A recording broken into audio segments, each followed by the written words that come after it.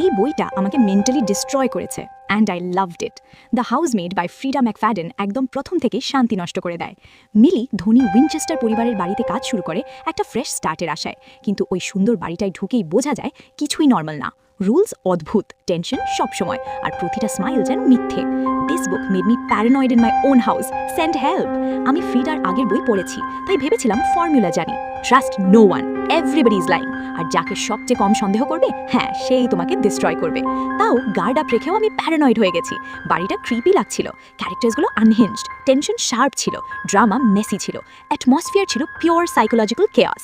কিছু সিন আমাকে রাগিয়েছে, কিছু ডিসগাস্টেড করেছে, কিছুতে আমি নিজেই বলেছি না, নো ওয়ে। এনজো ছাড়া আমি প্রায় সবাইকে হেট করেছি। ফান ফ্যাক্ট, পড়ার সময় এনজো হিসাবে মিকাইলে মোরন ইমাজিন করেছিলাম, আর এখন উনি মুভিতে এনজো প্লে করছে।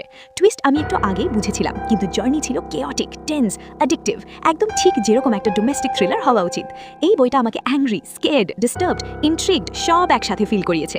Solid 4.6 stars. Follow me if you love books, crafts and a little chaos in your feed. Enjoy!